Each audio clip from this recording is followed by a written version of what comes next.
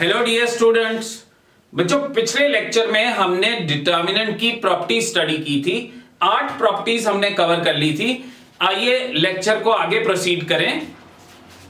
तो properties of determinant में 9th property क्या है कि स्प्लिटिंग ऑफ डिटर्मिनेंट। किसी डिटर्मिनेंट को हम स्प्लिट कर सकते हैं। तो स्प्लिट करने के लिए हमारे पास क्या क्या कंडीशंस होनी चाहिए, जरा ध्यान दीजिएगा कि if in a determinant all elements of a row or a column have equal number of terms connected with a positive or a negative sign, then the determinant can be splitted through that particular row or column. तो इस बात को मैं समझाता हूं आपको। वो क्या कह रहा है कि सपोज कीजिए कि किसी डिटर्मिनेंट की एक पर्टिकुलर रो या कॉलम के हर एक एलिमेंट के पास इक्वल नंबर ऑफ टर्म्स हैं कनेक्टेड विद अ पॉजिटिव और अ नेगेटिव साइन।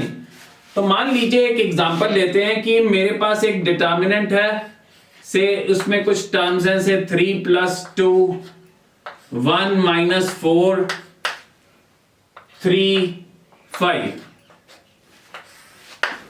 तो बच्चों ये सेकंड ऑर्डर का डिटर्मिनेंट है, 2 रोज हैं, 2 कॉलम्स हैं। अब जरा ध्यान से देखिए इसकी फर्स्ट रो के हर एक एलिमेंट के पास इक्वल नंबर ऑफ टर्म्स हैं। देखिए कितनी टर्म्स हैं यहां पे, 2 टर्म्स, यहां पे कितनी 2 terms connected with a positive और अ नेगेटिव साइन। तब हम इस डिटर्मिनेंट को उस पर्टिकुलर रो से तोड़ सकते हैं। तो आप इसको तोड़ के लिख सकते हैं कैसे कि इसका पहला एलिमेंट 3, इसका पहला एलिमेंट 1, बाकी सेम 3, 5, बीच में डालना है हमेशा प्लस, इसका दूसरा एलिमेंट जो कि है +2 और इसका दूसरा एलिमेंट जो कि है -4 और बाकी ऐसे का ऐसे ही 3 और 5।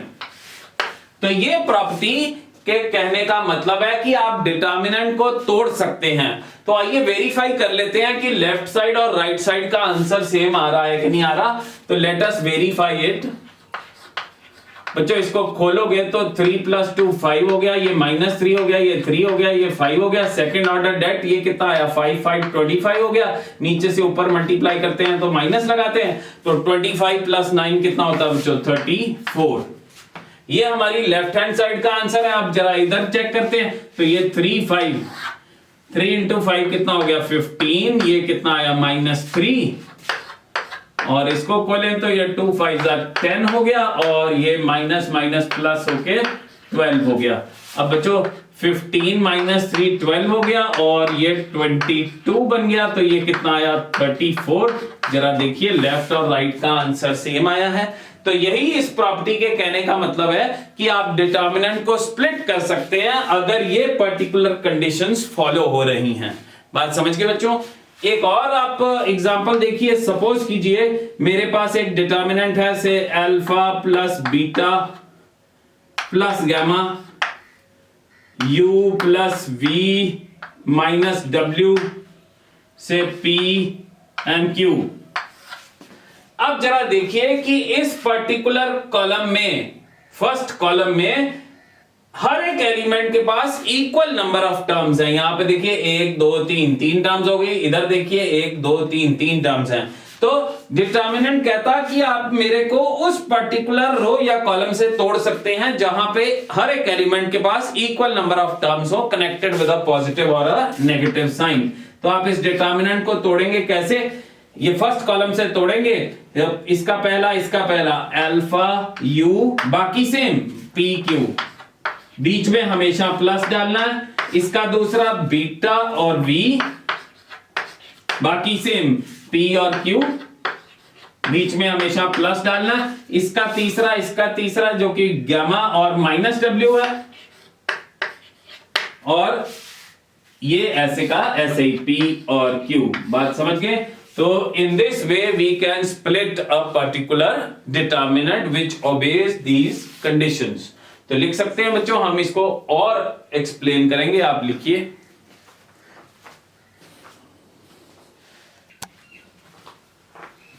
बच्चों स्प्लिटिंग ऑफ डिटर्मिनेंट की एक और एग्जांपल लेते हैं हम। सपोज कीजिए कि एक डिटर्मिनेंट है alpha plus beta minus gamma से p minus Q minus R u minus v and से x प्लस वाई। अब हम इस डिटर्मिनेंट को स्प्लिट करने की कोशिश करते हैं। जरा इसकी फर्स्ट रो पे नजर डालिए कि फर्स्ट रो के हर एक एलिमेंट के पास जो नंबर ऑफ टर्म्स हैं वो इक्वल हैं, 1 2 3 1 2 3। तो फर्स्ट रो में हर एक एलिमेंट के पास 3 टर्म्स हैं। तो डिटर्मिनेंट कहता मेरे को उस पर्टिकुलर रो से तोड़ सकते हैं। तो हम इसको फर्स्ट रो से जब तोड़ने लगे बच्चों तो क्या आएगा, इसका पहला दैट इज अल्फा, इसका पहला दैट इज पी, और ये ऐसे का ऐसे ही, क्योंकि हम फर्स्ट रो से तोड़ रहे हैं तो u माइनस वी और x प्लस वाई ऐसे का ऐसे ही, बीच में डालेगा प्लस। अब इसका दूसरा दैट इज बीटा, इसका दूसरा that is minus q, beta minus q, और ये जो एलिमेंट्स हैं ये ऐसे का ऐसे ही u minus v x plus y, u minus v and x plus y, बीच में डालेगा प्लस। अब इसका तीसरा दैट इज माइनस गामा और इसका तीसरा दैट इज माइनस आर, और ये बच्चों ऐसे का ऐसे ही that is u minus v and x plus y. तो हमने इस डिटर्मिनेंट को फर्स्ट रो के थ्रू तोड़ दिया। अब जरा देखें कि क्या और टुकड़े बन सकते हैं। जरा इस पर्टिकुलर डिटर्मिनेंट पे नजर डालिए, इसकी जो सेकंड रो है उसके हर एक एलिमेंट के पास इक्वल नंबर ऑफ टर्म्स है। देखिए 1 2 1 2। तो हम इस डिटर्मिनेंट को इस रो से तोड़ सकते हैं। तो आइए तोड़ते हैं इसको भी। इसका ये अल्फा और पी ऐसे का ऐसे ही, इसका पहला ये u और x, बीच में डालेगा प्लस, अल्फा और p एज इट इज, इसका दूसरा that is minus v and y। बात समझ गए बच्चों। तो इस डिटर्मिनेंट के टुकड़े बना दिए। अब ये इस डिटर्मिनेंट को देखिए, इसकी भी सेकंड रो में हर एक एलिमेंट के पास 2 टर्म्स, तो इसको भी तोड़ सकते हैं। तो आइए तोड़े, बीटा और minus Q as it is, इसका पहला u एंड x, बीच में डाला plus, beta and minus Q as it is, इसका दूसरा that is minus v and y। बात समझ गए बच्चों। तो इसके भी हमने टुकड़े बना दिए।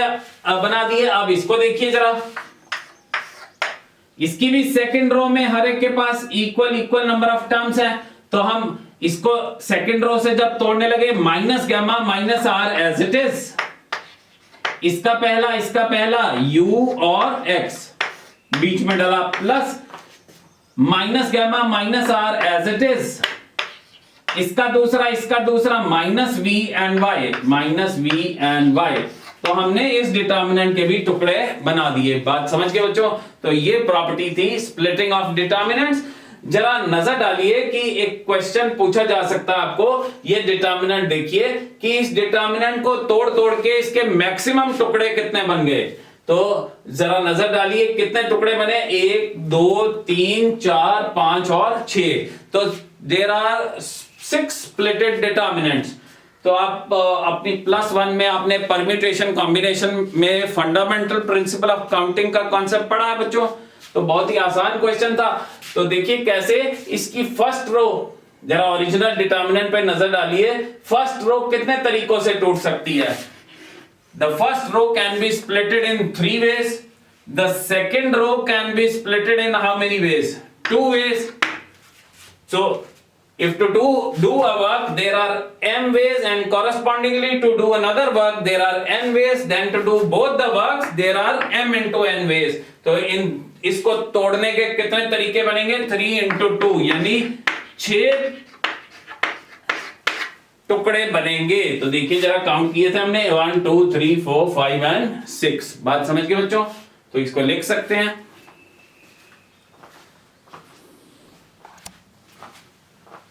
बच्चों प्रॉपर्टी नंबर 10 पे बढ़ते हैं हम लोग। 10th प्रॉपर्टी है addition of 2 determinants.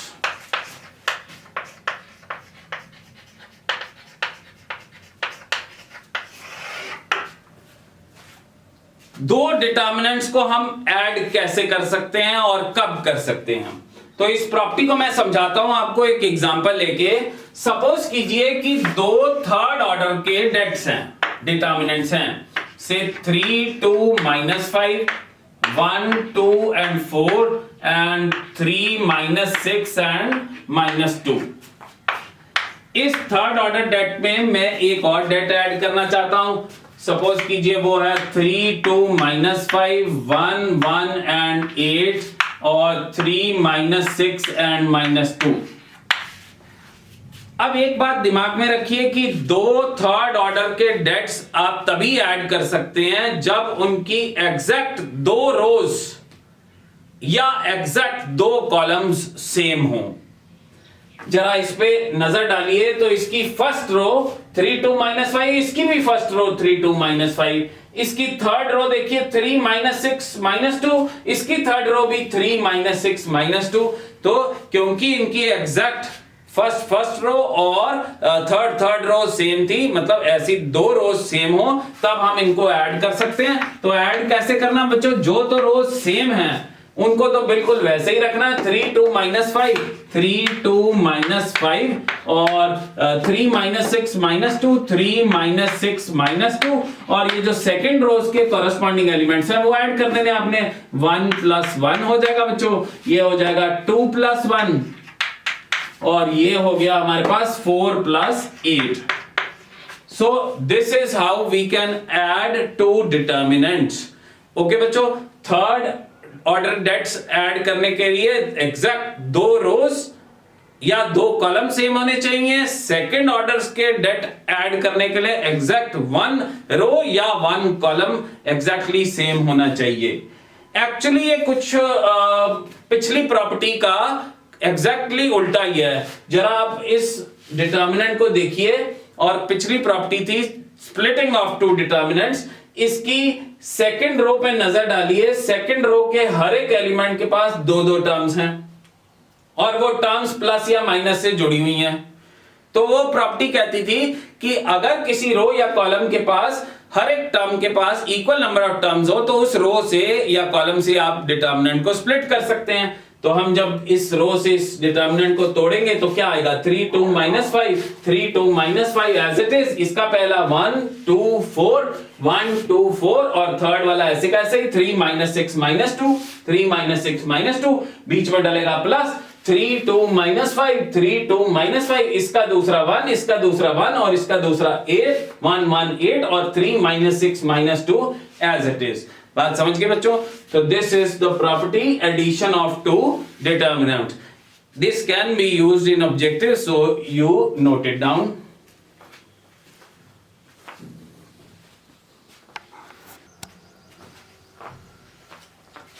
So the next property, students, is a very important one, and that is property of invariance।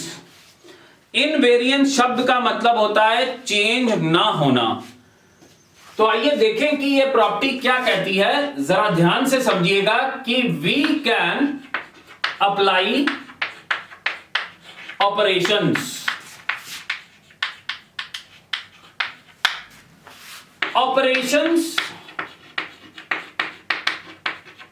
are of the type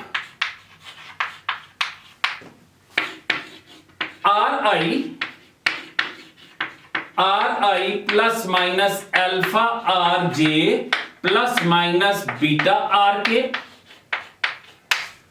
और Ci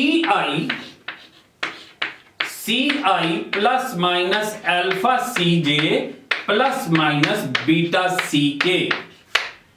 ऑपरेशंस इस प्रकार के होते हैं जहां पर where I, J and K signifies which rows or columns are in consideration,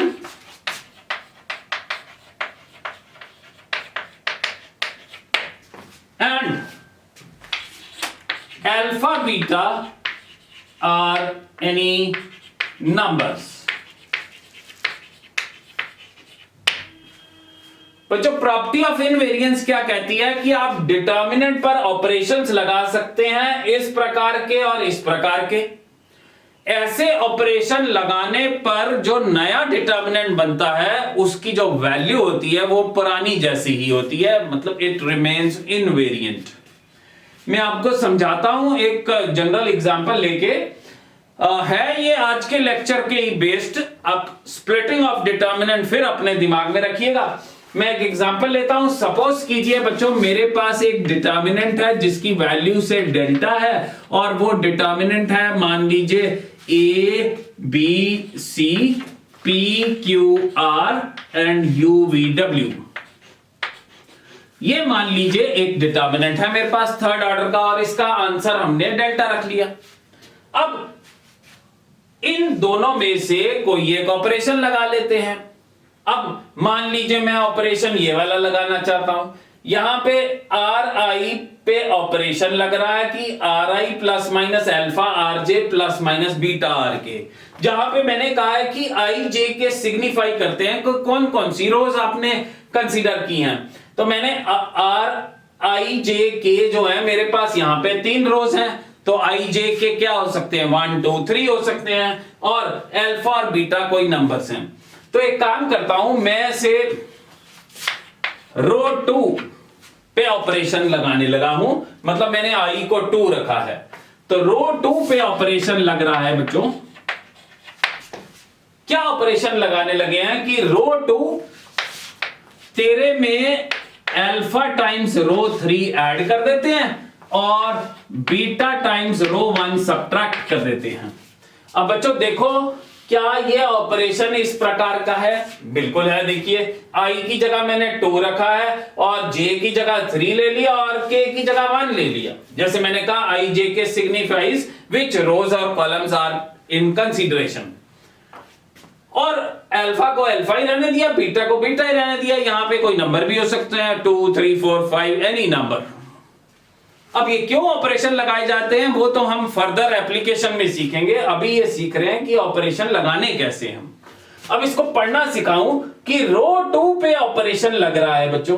रो 2 बदल रही है। रो 2 कहती कि मेरे में अल्फा टाइम्स रो 3 ऐड कर दो और बीटा टाइम्स रो 1 सबट्रैक्ट कर दो। मतलब जो चेंज हो रही है वो रो 2 चेंज हो रही है। तो आइए इस ऑपरेशन के अनुसार मैं डिटर्मिनेंट पे चेंजेस लाता हूं।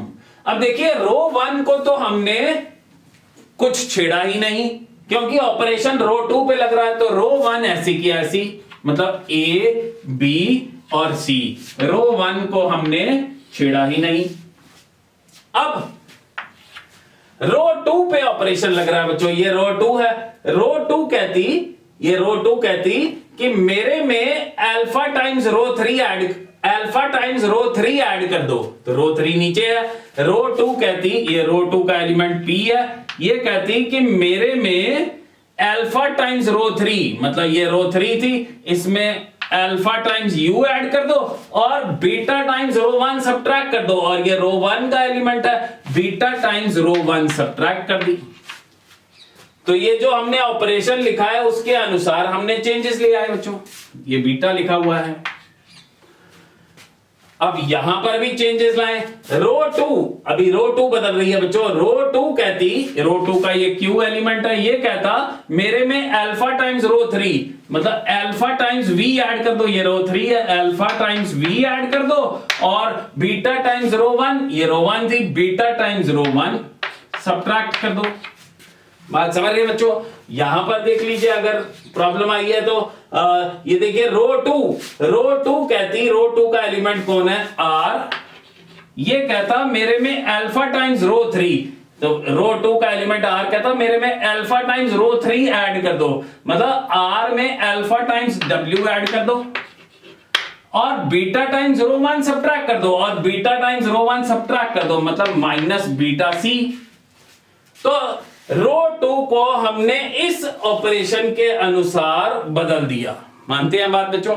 और रो 3 को तो हमने कुछ छेड़ा ही नहीं क्योंकि ऑपरेशन किस पे लग रहा है, रो 2 पे लग रहा है। तो यू वी डब्ल्यू। बात समझ गए बच्चों? अब प्रॉपर्टी ऑफ इनवेरिएंस कहती है कि अगर आप ऐसा ऑपरेशन लगाएंगे, ऐसा करने पे जो नया डिटर्मिनेंट बना और उसकी जो वैल्यू है वो पुरानी जैसी होगी, मतलब इसका भी आंसर क्या होगा, डेल्टा होगा। बात समझ रहे हैं बच्चों? वो मैं समझा देता हूं, अभी आप ये लिखिए और ये ऑपरेशन कैसे लगाया उसको दिमाग में रखिए, आप लिखिए।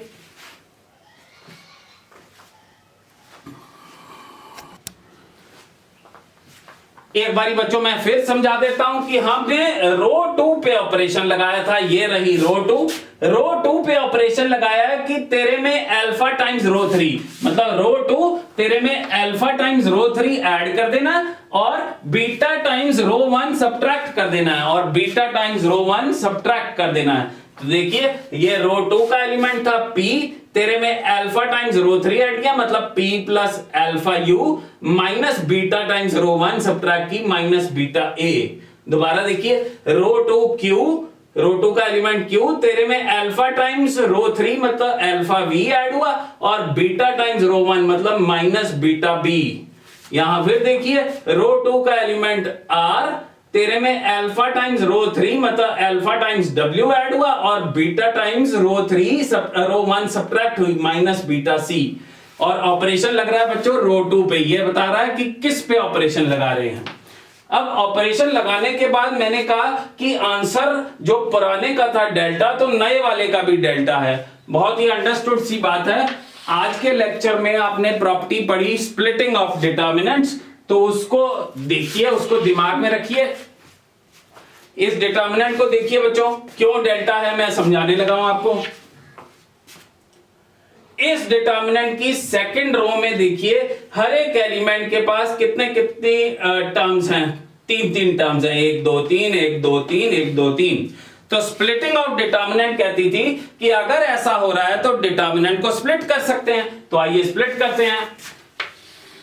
तो बच्चों A B C as it is, इसका पहला पी क्यू आर और U V W as it is, बीच में डालेगा plus. A B C as it is, इसका दूसरा alpha U alpha V alpha W, alpha U alpha V and alpha W, और UVW as it is, UVW as it is, plus ABC as it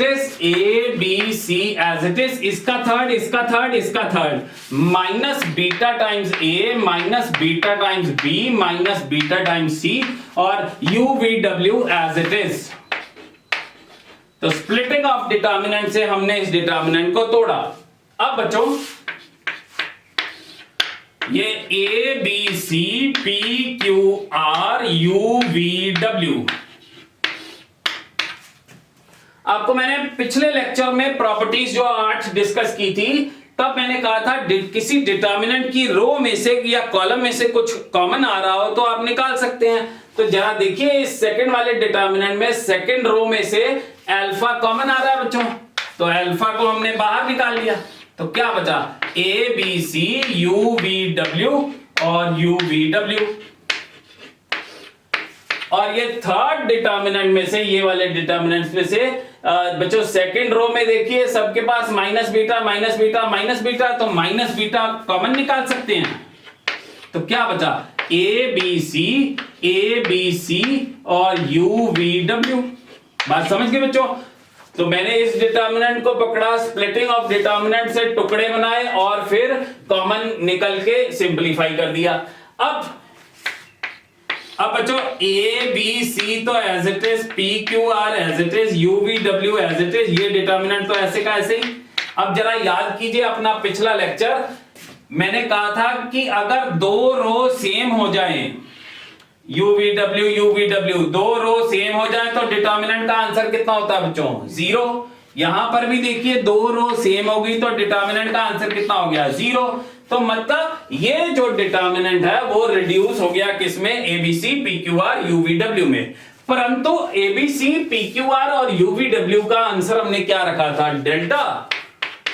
तो यही तो बच्चों show करना था मैंने कि आप अगर ऑपरेशन लगाएंगे जो नया डिटर्मिनेंट आता है उसका आंसर वही होता है जो पुराने वाला होता है।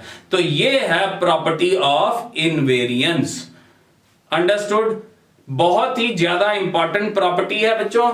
तकरीबन हर क्वेश्चन में हम ये प्रॉपर्टी सोचते हैं जिससे डिटर्मिनेंट सिंपलीफाई होता है और हम प्रॉपर्टीज जो हमने और पढ़ी हैं वो अप्लाई करते हैं और डिटर्मिनेंट को एक्सपैंड करते हैं। समझ गए बच्चों? तो लिख सकते हैं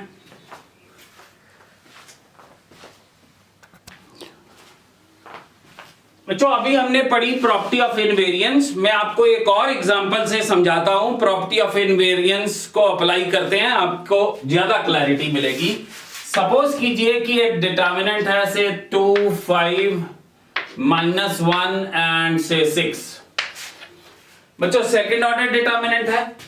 अब इसकी वैल्यू कैलकुलेट करूं तो ये कितनी आ रही है? 12 + 5 17। ये हम यहां साइड पे लिख लेते हैं कि इसका आंसर कितना आ रहा है? 17। अब बच्चों प्रॉपर्टी ऑफ इनवेरियंस कहती है कि आप ऑपरेशंस लगा सकते हैं। मैं इस पे ऑपरेशन लगा के देखता हूं कि ऑपरेशन लगाने के बाद आंसर सेम आ रहे हैं। तो सपोज कीजिए मैं कॉलम 2 पे ऑपरेशन लगा देता हूं। तो कैसे ऑपरेशन लगाए थे बच्चों? कॉलम 2 प्लस या माइनस अल्फा टाइम्स कॉलम 1 ही बचा बच्चों, क्योंकि ये सेकंड ऑर्डर डेटा है तो 3 कॉलम तो है नहीं यहाँ पे। तो प्लस या माइनस कुछ भी आप से माइनस लिख दीजिए। जैसे मैंने कहा था अल्फा बीटा नंबर्स हैं, से कोई नंबर ले लीजिए, से 5 टाइम्स C1। तो आइए किस पर ऑपरेशन लग रहा है? कॉलम 2 पे ऑपरेशन लग रहा है। इसका मतलब कॉलम 1 को आपने कुछ छेड़ा ही नहीं। अब कॉलम 2 ये है बच्चों। कॉलम 2 में से 5 टाइम्स कॉलम 1 सब्ट्रैक्ट करना है। कॉलम 2 में से 5 टाइम्स कॉलम 1 सब्ट्रैक्ट करना है। यानी कॉलम 2 चेंज हो रहा है और कॉलम 2 कहता मेरे में से 5 टाइम्स कॉलम 1 सब्ट्रैक्ट करो। तो यानी ये 5 में से 5 टाइम्स 2 सब्ट्रैक्ट करो।